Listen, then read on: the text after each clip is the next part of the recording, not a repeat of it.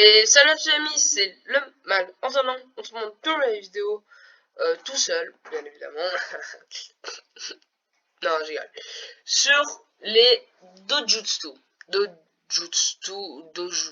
On va dire les pupilles de Naruto. Dans Naruto, plus précisément. Et aussi dans Boruto, mais Naruto, on va dire qu'il enveloppe Boruto. On va parler de ça parce que ben, déjà Naruto est une œuvre que j'adore. Vraiment c'est un de mes mangas préférés, hein. Si ce n'est mon préféré.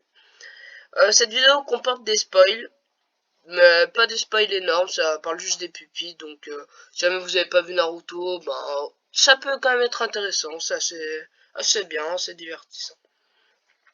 On va tout de suite parler aux différentes transformations des pupilles des dojutsu.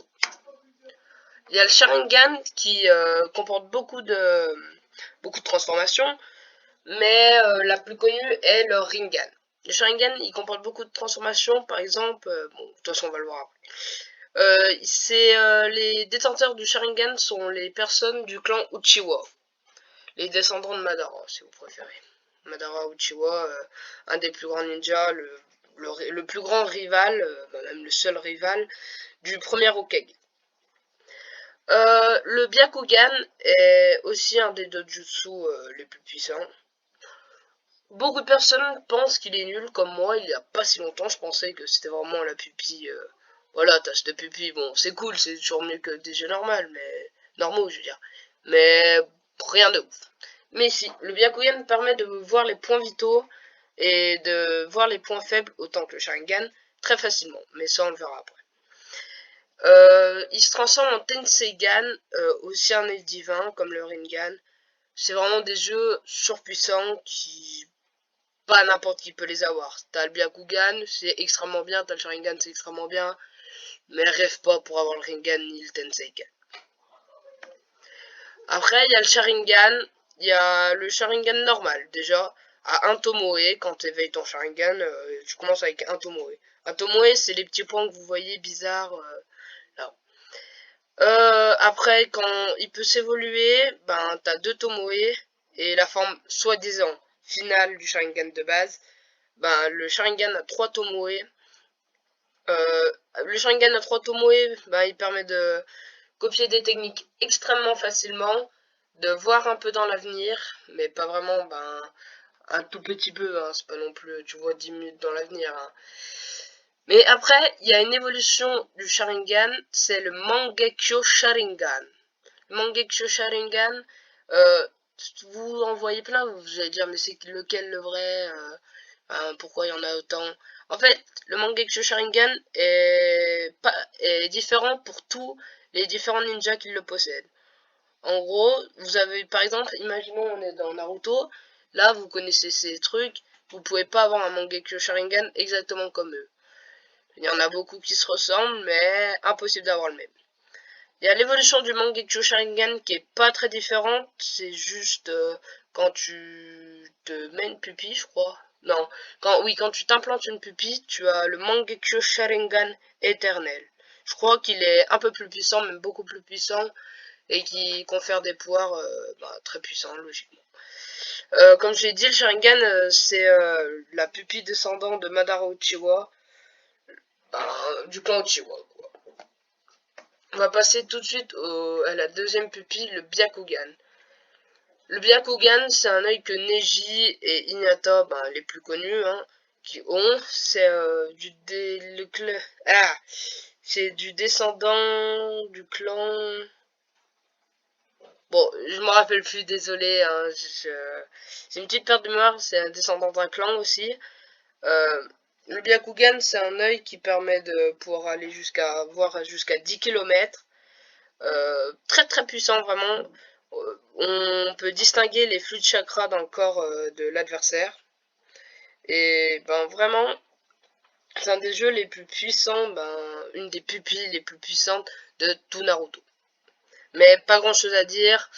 Parce que ben elle est un peu, ben il n'y a pas beaucoup d'évolution à part celle que j'ai présentée au début de la vidéo, que je vous ai dit au début de la vidéo. Le Rinnegan, l'évolution du Sharingan. Le Rinnegan, on dit que le possesseur du Rinnegan est un envoyé des dieux. est un messager divin. Pourquoi? Le Rinnegan se permet de te téléporter. Rien que ça. Rien que ça.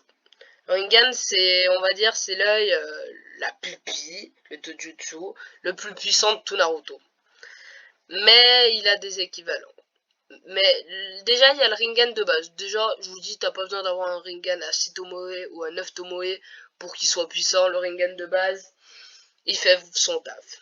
Il est extrêmement puissant. Par exemple, le Rinnegan de Sasuke, il a 6 Tomoe.